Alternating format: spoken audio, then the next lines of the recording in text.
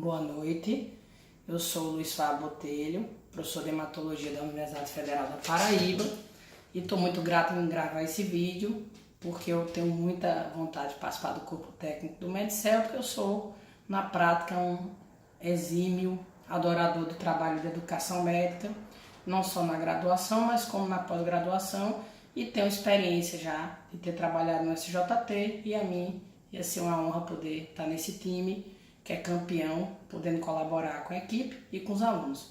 E hoje eu vou falar de um tema que muito me agrada, que é o tema de anemia falciforme, focando principalmente nas urgências falciformes. Que para o generalista, eu acho que é o principal da doença, né? Saber lidar com as urgências.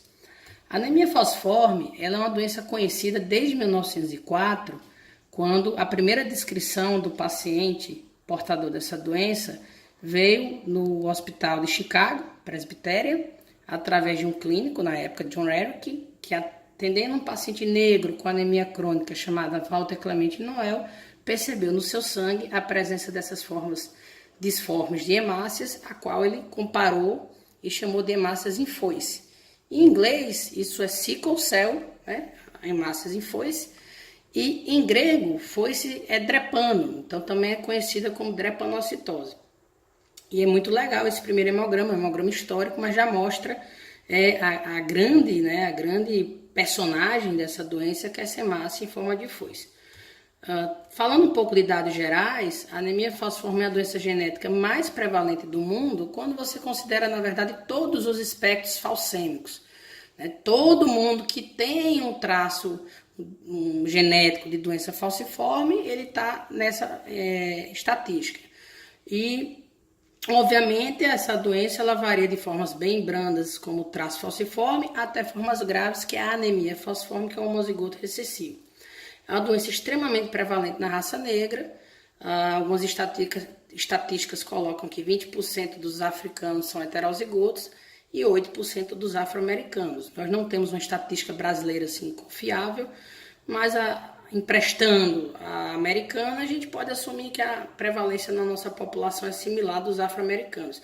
E essa preferência pela raça negra, na verdade, se deve, ao longo dos anos, ao fator protetor que a presença da hemoglobina S, que é a hemoglobina doente, dá contra a forma grave da malária. Então, durante anos e anos, nas regiões de alta incidência da malária, tipicamente a África Equatorial e o Oriente Médio, as formas mais brandas da doença falciforme conferiam proteção às formas graves da malária, e a seleção natural foi atuando até que há hoje uma grande proporção de heterozigotos nessas regiões, e o Brasil não poderia ser diferente devido à grande influência afrodescendente que a gente tem aqui pela questão da escravatura. Tipicamente, nos doentes sintomáticos, os sintomas se iniciam por volta dos 6 meses, porque a hemoglobina S ela só aparece, ela só fica a ser prevalente entre as hemoglobinas do indivíduo, depois que a hemoglobina fetal cai, que é por volta dos 6 meses de vida. E o que acontece nessa doença tão interessante? Né? Essa doença ela é interessante porque todo paciente com anemia falciforme do planeta Terra, ele tem a mesma mutação. Se você for no genótipo dele, a mutação é uma só, a mutação gênica, que na 6ª posição da cadeia beta da hemoglobina, no 6º códon, ele troca apenas um nucleotídeo. Isso troca um aminoácido que normalmente seria hidrofílico, que é o ácido glutâmico, por um aminoácido hidrofóbico, que é a valina, e a hemoglobina S, na presença de ambientes sem oxigênio, ela passa a se precipitar na célula, formando esses polímeros, também chamados de tactoides, que distorcem a célula, fazendo ela se afoiçar. E essa célula afoiçada tem uma péssima deformabilidade, de forma que quando passa no capilar tecidual, causa oclusão vascular e lesão dos tecidos por isquemia. E, embora a doença falciforme, o paciente com anemia falciforme, ele pode ter uma doença muito grave ou até uma doença razoavelmente branda, genotipicamente eles são iguais. Todos têm essa única mutação, o que torna um caso muito conhecido de pleiotropia, que é muito interessante do ponto de vista genético.